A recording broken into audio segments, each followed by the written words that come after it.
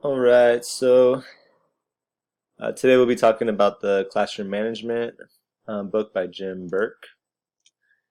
And the first part, he talks about the classroom, and it basically talks about having like clear expectations, whether you're speaking about behavior in the class or the culture you want to build, the policies that you put forward, and like the procedures that you go through in the daily tasks of the classroom.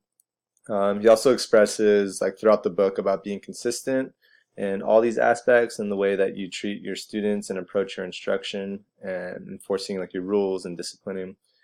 And of course, you want to create a safe and fun learning environment, one that welcomes all people to come and learn and be productive in the classroom. He also speaks about building connections through academic and personal interests, which is very good for educating and learning. Education is definitely a very social thing to go through with students and teachers. And of course, maintaining professionalism at all times. It's important not to stoop to the level of the students and to maintain your image as a role model for them. He speaks about effective instruction and basically speaks about starting the period off strong, making sure that you take care of the administrative details quickly so you can go straight into the lesson, and having like a strong hook that attaches with the student's interests, and of course following that same logic, ending the period with purpose. Even if you were to finish a couple minutes early, uh, it's good to not just have the students sit there on their phones or talking or just waiting for the bell. Make sure you utilize that extra time that you have to reflect, review, assess, or discuss the work that you did within the classroom, the assignments you may have assigned, the homework that they may have to do overnight.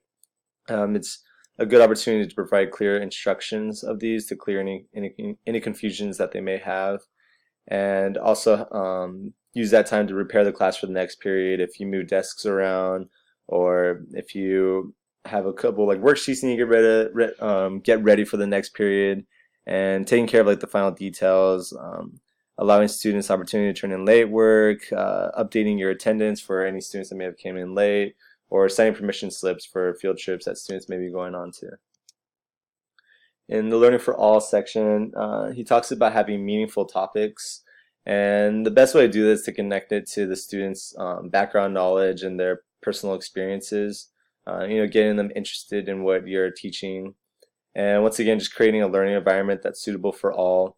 We want to make sure that we create a classroom that's inclusive of English learners, students with special education or special needs, and inclusive of all cultural differences. We want to make sure that we have an environment where students are feeling comfortable, they're not scared or feeling threatened or nervous to speak up and contribute to the class.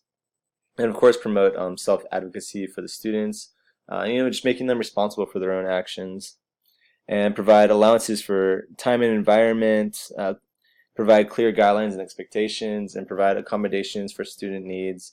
And this is just all about understanding where your students' strengths and weaknesses lie, and how you as a teacher will accommodate these needs, and encourage them in their strengths, and even in their weaknesses just encourage them to push through and provide like special accommodations that will help them get to where they can be. As far as discipline, Burke speaks about encouraging students to be mindful of their actions. It's just all about getting them to be self-aware, aware of the consequences of their actions, and aware of like when students act out, not to follow it, and just help like create that safe environment within the classroom where students aren't like threatened or embarrassed. And that goes for the teacher as well. You need to be aware and mindful of what is going on in your classroom. Try to monitor things and or stop them before it gets out of hand. But at the same time, you have to be careful not to embarrass your students. You want to avoid being sarcastic or ironic or judging students in front of the class. And of course, being in that same line, be fair, consistent, and respectful to your students so that they can treat you the same way. It's just that golden rule: treat others as you want to be treated. And of course, use disciplinary situations as an opportunity to teach. This is a good way of turning around the whole don't embarrass your students, but actually show how in any given situation they can learn something new about themselves, about the students around them, about the teacher. It's a good opportunity to teach. And of course, build your persona as the teacher with a strong ethos. You want to be a role model to these students. Um, you're you want to build connection with them, but you're not their friend. You're definitely there to be their mentor and to educate them. And so having a strong ethos will definitely provide that image for them that they can look up to and not think that you're on their same level, and then they can act out towards you and they actually respect you and you respect them. And to also help with discipline is having clear policies on the syllabus, and this gives you an opportunity to present yourself professionally to the parents as well, so that they know that their children are in good hands in your classroom. And for the final troubleshooting, just the little other details that are involved in teaching and in the classroom. Just make sure, once again, to take advantage of class time to clear confusions. This is a good opportunity to go over what the students have done, what they will be doing for homework, and any future assignments that they're going to be moving towards. You can express like the goals that you want them to get out of the classroom and how they're going to get there, and just let them see like what is expected of them, and just kind of gives them like a good chance to warm up to it and be prepared for it, not just not get blindsided by some unexpected assignment or concepts that they're having a hard time to understand. It gives them a good time to address these needs. Another good thing, if possible, is assigning less work. It's about focusing on the understanding versus the amount of work that the students do. You want to make sure that they really get like the skills that you want to teach them.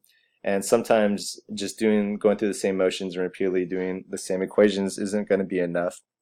You need to really target where they're struggling, and sometimes sometimes giving them too much work can be very overwhelming, especially at such a young age. And so if you focus on their understanding instead of just piling them on with work, that can definitely help that. And of course, providing incentives for anything is really good. Incentivizing good attendance, whether it's providing like extra credit if they're always on time, or if you just start the class with something that's like very important that makes them feel like, okay, I need to be there immediately, so that they don't miss out on some quality education or maybe even a little fun that just gets the class warmed up for the day's lesson. And of course, prevent and respond to all forms of abuse and cheating. Just goes back to the discipline, where we really just want to be very mindful of our classroom and attend to these before they get too out of hand. And of course, making students responsible for the class materials and tools. This just goes down the line of being respectful to the students, the teacher, and of course like the materials that are within the classroom that are used to like promote a good education for them. And always properly equip your substitute teachers.